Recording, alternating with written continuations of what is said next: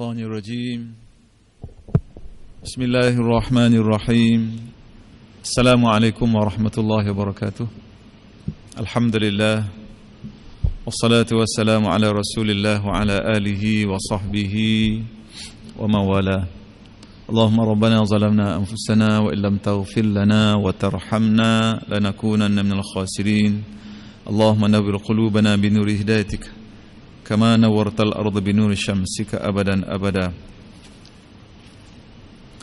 اللهم ربنا تقبل منا دعاءنا وصيامنا إنك أنت السميع العليم وتب علينا إنك أنت الغفور الرحيم.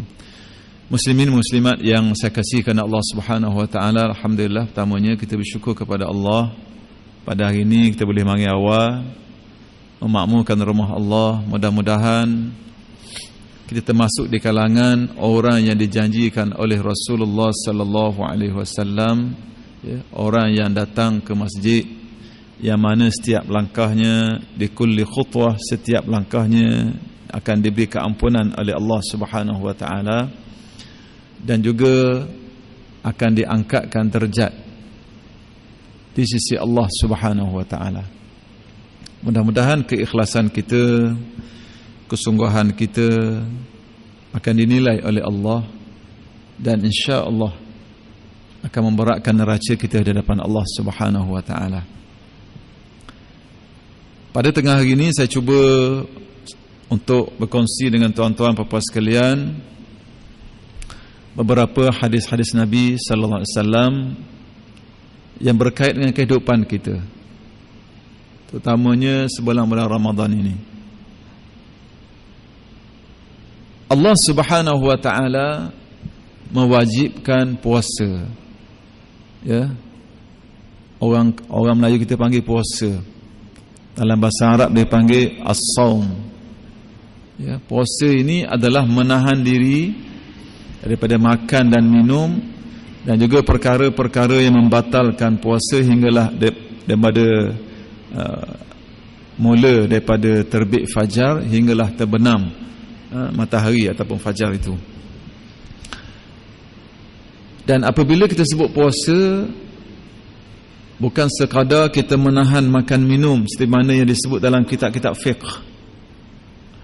Dia lebih jauh daripada itu, lebih halus daripada itu, iaitulah untuk mendapat kelebihan dan ganjarannya kita perlu jaga ataupun kita perlu puasa juga dari sudut percakapan kita jaga, cakap khabar kita jaga, amal-amal, pandangan mata kita, penglihatan mata kita, barulah kita akan mencapai apa yang dikatakan puasa yang diterima oleh Allah Subhanahu wa taala.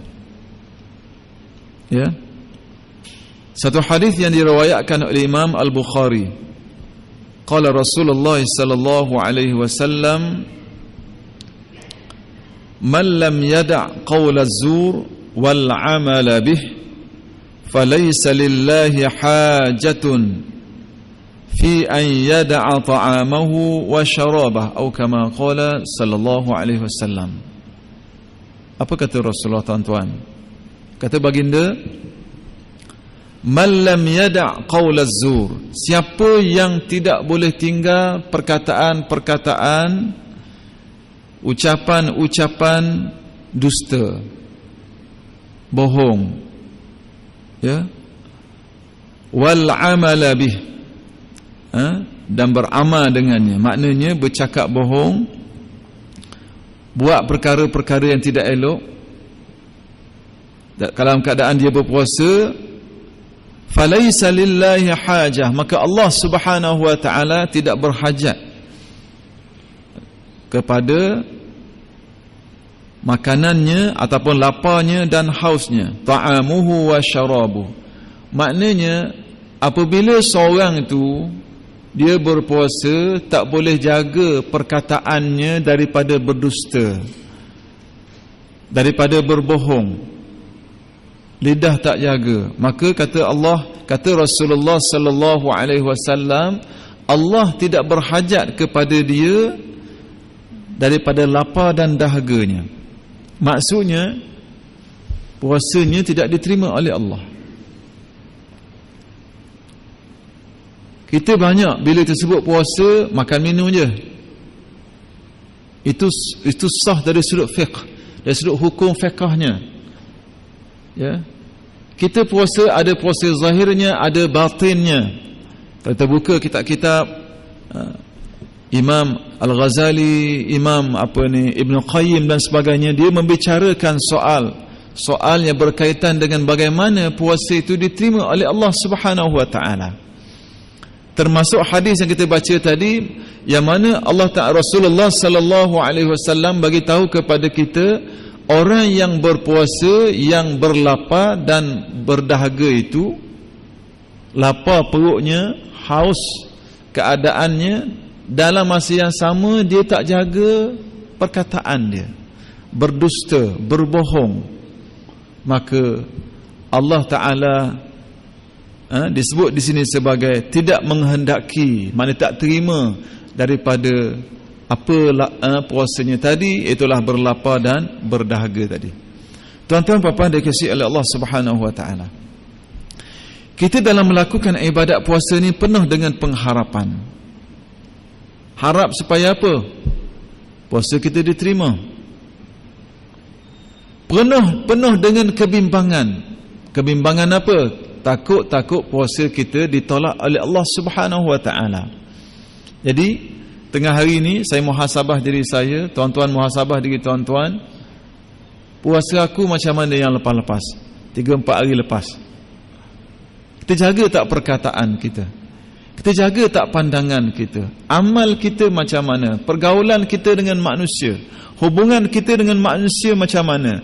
Puasa ni tuan-tuan, dia adalah ibadat hubungan kita dengan Allah Subhanahu wa taala.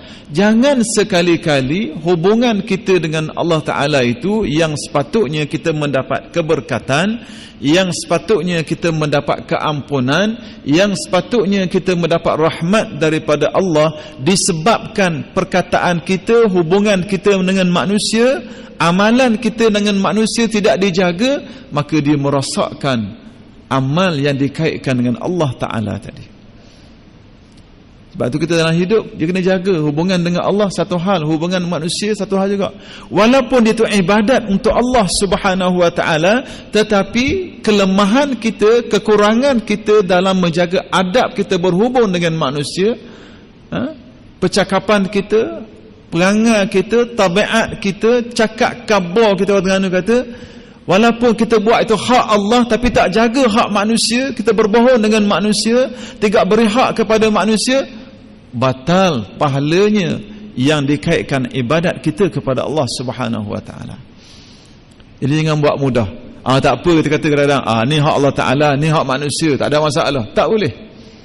Sebab tu Nabi SAW kaitkan bahawa Allah Subhanahu wa taala tidak terima mana-mana puasa yang berlapar dan dahaga itu oleh seorang hamba selagi mana dia tidak boleh memelihara lidahnya daripada perkara-perkara yang tidak comel. Apa perkara-perkara lidah ini yang disebut oleh Imam Al-Ghazali rahimahullah?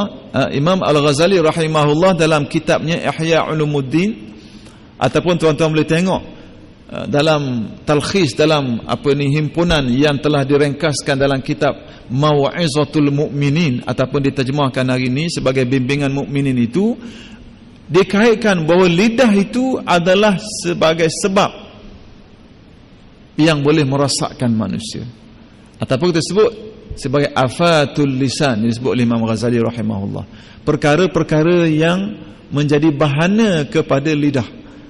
Antaranya apa tuan-tuan? Itulah bercakap bohong, bercakap benda yang tidak memberi faedah. Kita puasa, tak makan, tak minum, tapi mulut tak puasa. Dari sudut lidah, perkataan, percakapan, berbohong, berdusta, kata ke orang, caci ke orang, umpat orang, hina manusia, maka dia boleh merosakkan puasa kita. Jadi kita mengharapkan kepada Allah, apabila kita puasa ini, kita mengharapkan puasa kita diterima. Kita mengharapkan puasa kita menjadi junnah. Kata Rasulullah sallallahu alaihi wasallam, as-siyamu junnah, puasa itu sebagai perisai. perisai daripada azab kubur, perisai daripada azab Allah Subhanahu wa taala, penyelamat kepada kita berdepan dengan yaumul mahsyar. Apa dia tuan-tuan? Puasa. Sebab tu rugi sangat kalau kita berpuasa, puasa tidak diterima. Orang lain berpuasa macam kita juga. Mereka bangun sahur, kita bangun sahur. Ya. Mereka berbuka, kita berbuka. Ya. Mereka berbuka, kita berbuka. Tapi mereka jaga perkataan, percakapan, adabnya, kita tak jaga, maka mereka dapat pahala, kita tak dapat apa-apa. Amal sama, ada diterima oleh Allah, ada yang tidak diterima oleh Allah Subhanahu wa taala. Itu sebab itulah sebagai muhasabah kita kena tengok balik, cek balik puasa kita ni sekadar lapar dan dahaga saja ke, ataupun lebih jauh daripada itu, memelihara perkataan kita, memelihara lidah kita daripada perkara-perkara yang dilarang oleh Allah Subhanahu wa taala. Jadi sebab itu bila kita puasa, kena puasa belaka, kata para ulama. Jangan dak makan, dak minum saja, kena puasa belaka. Barulah puasa kita ini dilihat puasa yang diterima oleh Allah Subhanahu wa taala. Okay, kita bagi laluan dulu kepada azan zuhur insya-Allah, lepas tu sambung balik sebelum kita sembahyang zuhur insya-Allah. Wallahu a'lam. Sebelum kita sembahyang sunat zuhur, baik. Rasulullah sallallahu alaihi wasallam bagi tahu kepada kita supaya orang yang berpuasa pelihara lidahnya. Mentaliti masyarakat kita hari ini bila puasa, makan dan minum je puasa. Hak lain tak kisah. Sebab tu kita tengok orang yang berpuasa apabila dia tidak mengetahui tuntutan hakikat sebenar puasa tu, dia tak kisah. Sedangkan puasa ni bulan mulia, bulan yang penuh dengan rahmat, bulan yang dijanjikan oleh Rasulullah sallallahu alaihi wasallam amal sunat diberi kelebihan seperti amal fardu. Ganjarannya, amal fardu dilipat gandakan hingga 70 kali ganda, bahkan lebih daripada itu, bergantung amal apa yang kita buat di sisi Allah Ta'ala. Jadi sebulan bulan Ramadan ini dia penuh dengan keberkatan. Tapi malang bagi kita kalau kita puasa hanya jaga makan dan minum saja. Ini jadi puasa orang awam, orang yang tidak ada kelebihan. Dan apa Nabi kata dalam satu hadis Nabi sallallahu alaihi wasallam yang menjelaskan kepada kita, ya,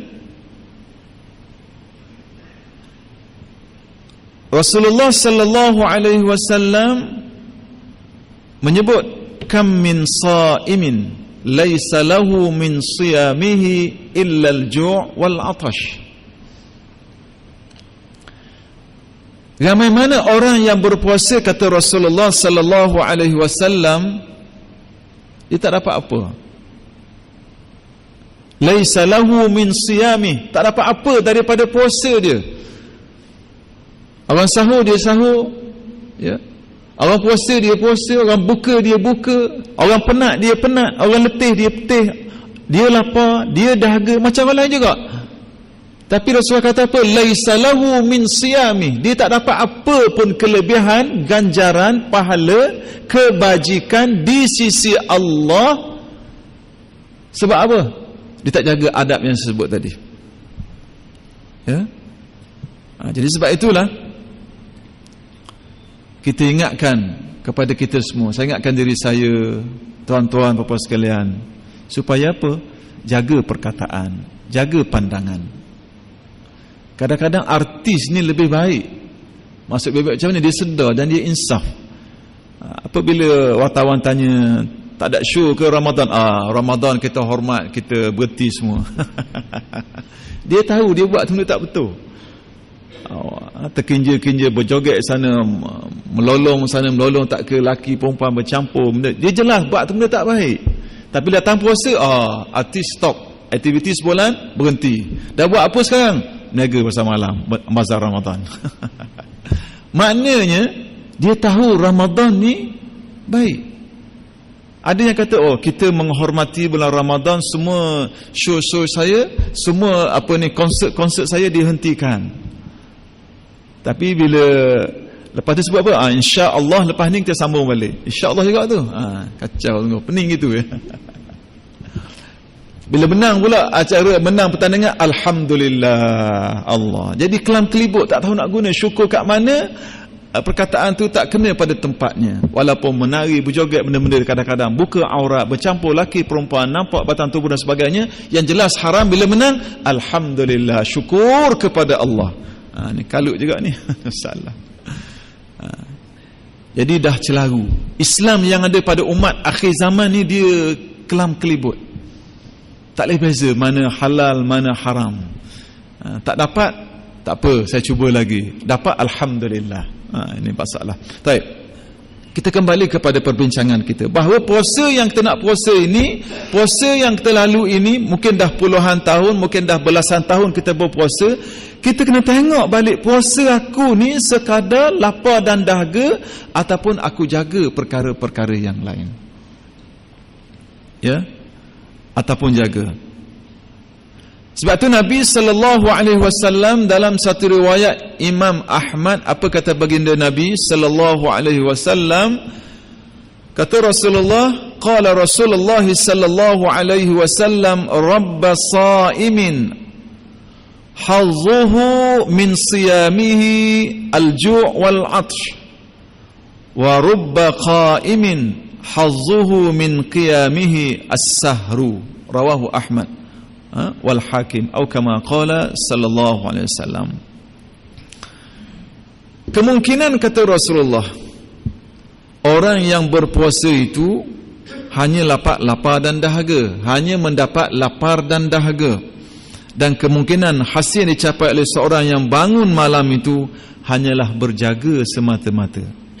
Kata Rasulullah, kemungkinan orang yang berpuasa tak dapat apa, lapar dan dahaga. Dan kemungkinan orang yang bangun malam beribadat tak dapat apa melainkan sahrul layali, dia berjaga malam je. Maknanya tidak ada kelebihan. Tuhan tak pandang puasa dia, Tuhan tak pandang qiyamul lail dia, Tuhan tak pandang hidupkan malam dia itu.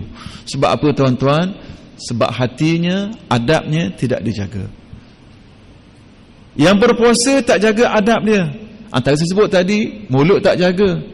Kata ke orang, umpat orang. Yang bangun malam kadang-kadang mari ujub, mari riak, mari takabbur. Yang puasa apa? Lintasan-lintasan jahat mari. Perangai yang berjahat mari, lintasan jahat. Perkataan-perkataan jahat datang. Tak tercemar ataupun disebabkan tak terjaga kesucian puasa itu, dicemari dengan mengumpat. Kadang-kadang mari jumpa, Ustaz, bukan nak kata kau orang Ustaz tak. Benda betul Ustaz. Dia boleh rosak. Ada satu ketika para sahabat, ada seorang sahabat tanya Nabi sallallahu alaihi wasallam, "Mal ghibah ya Rasulullah?" Rasulullah, apa benda gak mengupak tu? Apa Rasulullah kata? Rasulullah menyebut bahawa kamu menyebut tentang akhuka ataupun tentang saudara kamu yang mana bila dia dengar dia marah, itu mengumpat. Sahabat tanya lagi, dah kalau itu memang perangai dia, memang dia buat, memang itu yang berlaku, memang kenyataan begitu? Nabi tak jawab. Nabi kata apa? Kalau tidak demikian, maka dia adalah fitnah. Jadi kita menyebut keburukan yang tidak disukai oleh saudara kita, itu mengumpat. Kita menyebut perkara yang tidak ada kena mengena dengan saudara kita, itu adalah fitnah. Dua-dua tak boleh. Jadi mengumpat ni memang benda betul lah. Jadi tak ada kita kata tak apa, nak royak hak betul, dok. Itu tak boleh. Kalau dia marah, nak tahu kita umpat tak umpat ke orang, bila tuan dia mari kita sambung cerita ke kita berhenti? Tuan dia mari senyap belaka. Cang, itu hot dog comel. Tapi kalau benda molek, kita terus je. Jadi kalau tak jaga perkataan kita, puasa kita tidak diterima oleh Allah berdasarkan hadis yang kita baca tadi. Hanya Nabi kata dapat apa? Al-ju' wal 'atsh, lapar dan dahaga. Yang kedua ialah Nabi sebut dalam hadis ini orang yang bangun malam tak dapat apa melainkan dia dapat qiyamihi sahru, dia bangun hanya dapat apa? Berjaga malam je.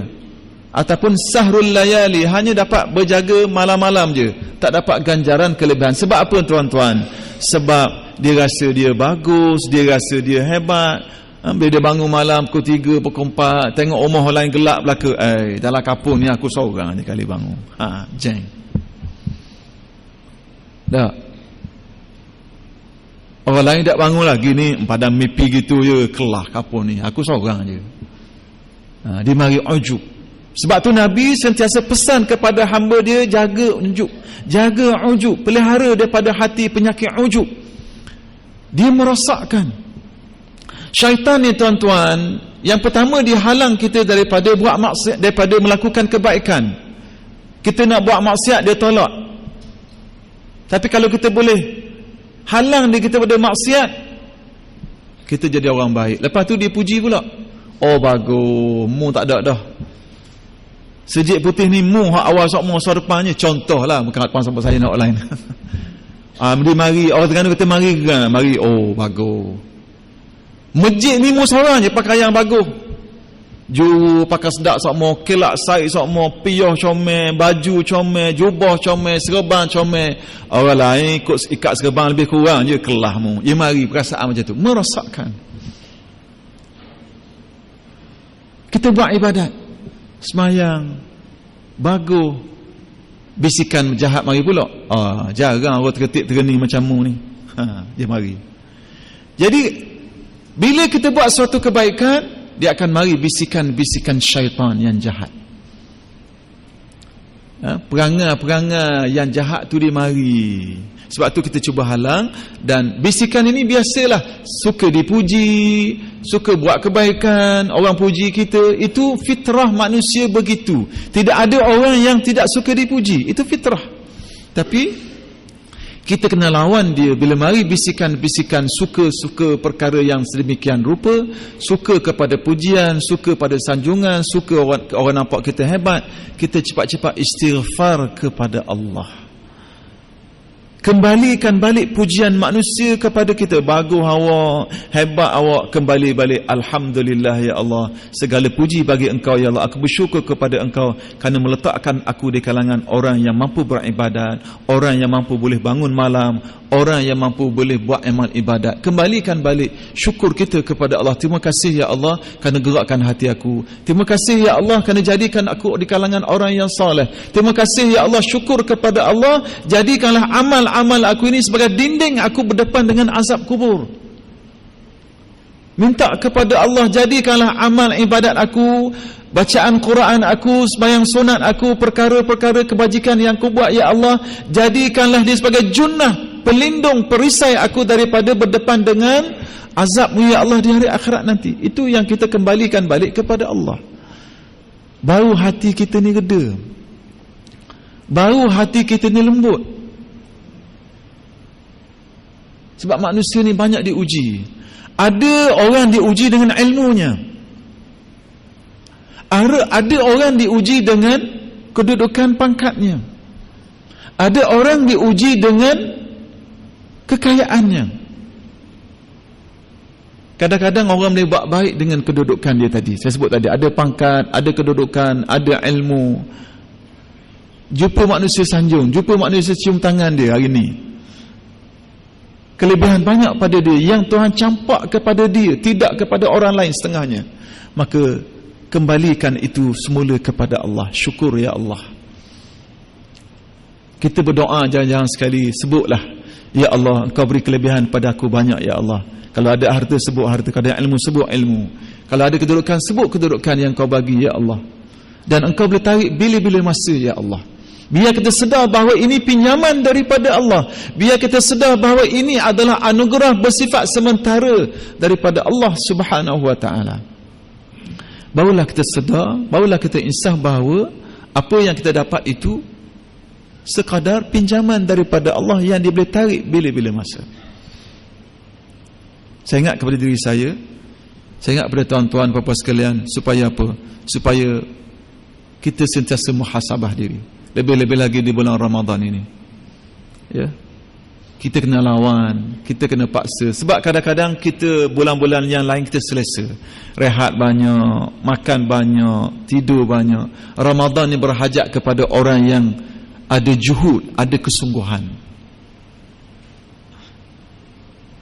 Antara perkara yang boleh memberi kekuatan kepada kita, biarlah kita merasakan bahawa Ramadan pada tahun ini Ramadan yang last, terakhir buat kita.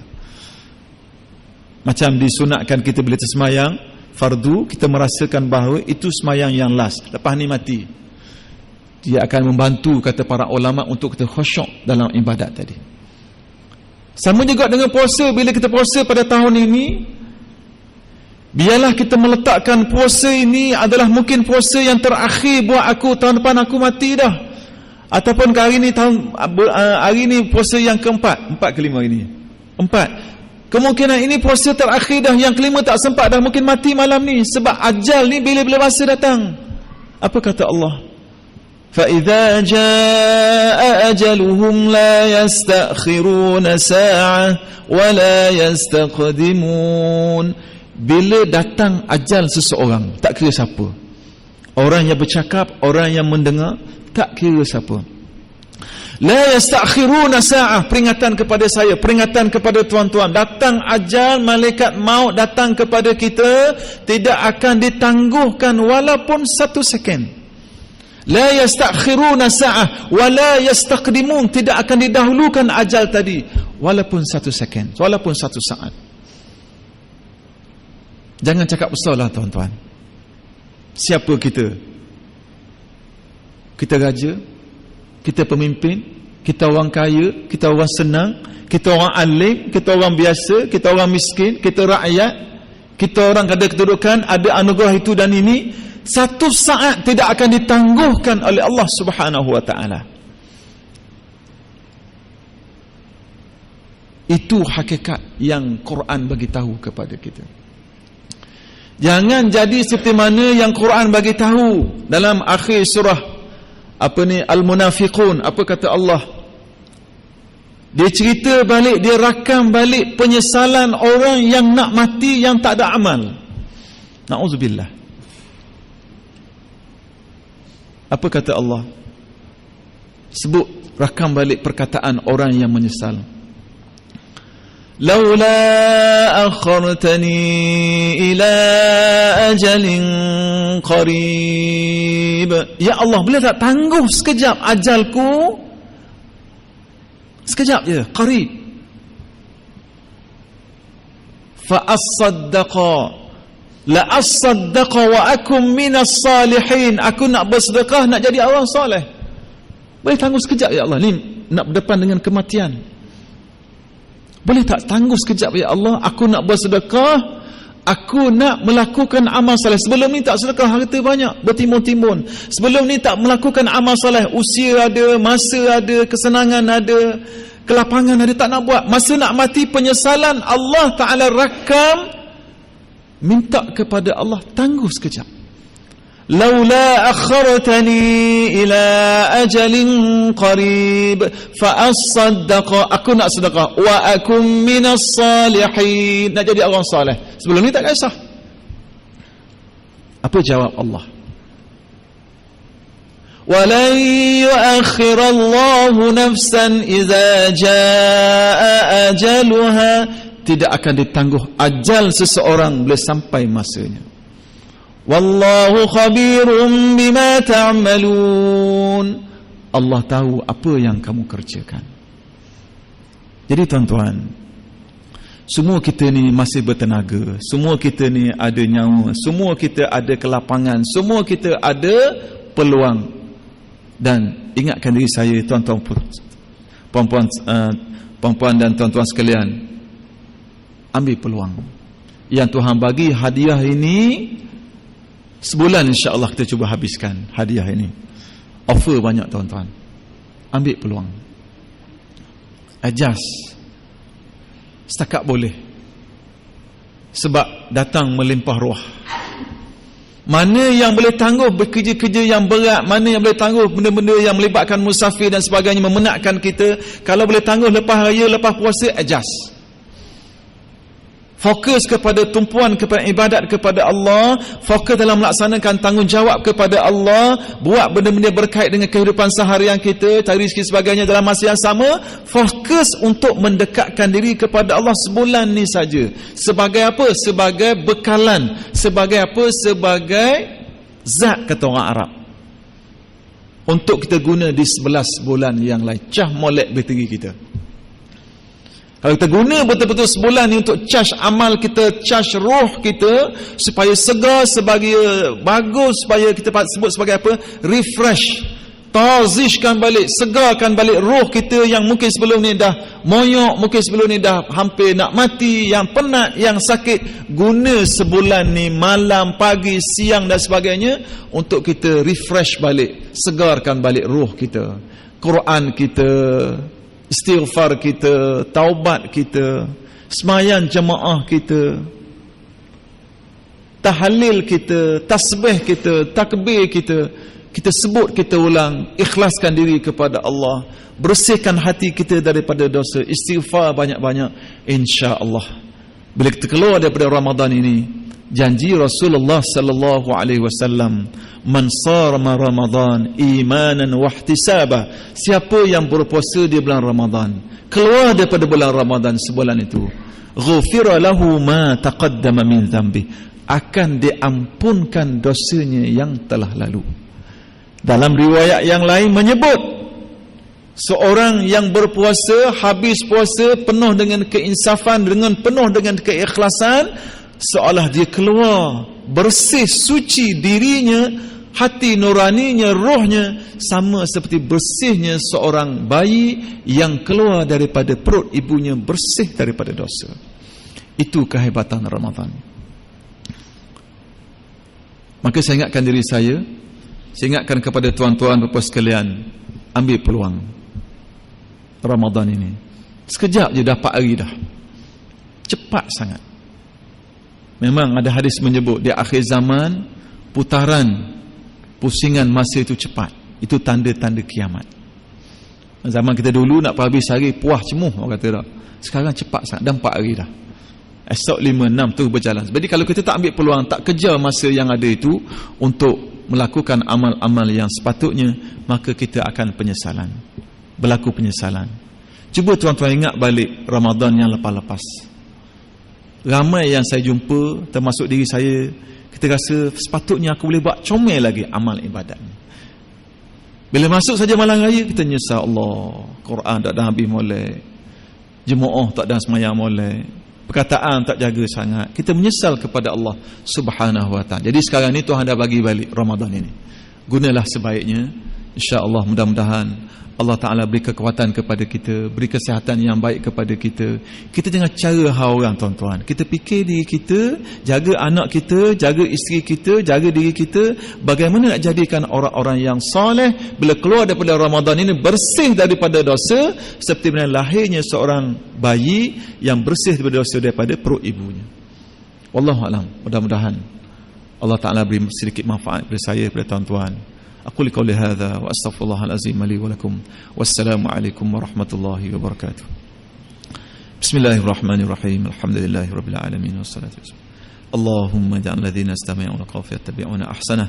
اللهم ربنا تقبل منا دعاءنا وصلاتنا وصيامنا وقيامنا وتلاوتنا إنك أنت السميع العليم وتب علينا إنك أنت التواب الرحيم. اللهم طهر قلوبنا من النفاق وأعمالنا من الرياء وألسنتنا من الكذب. وصلى الله على محمد وعلى آله وصحبه أجمعين والحمد لله رب العالمين والله أعلم.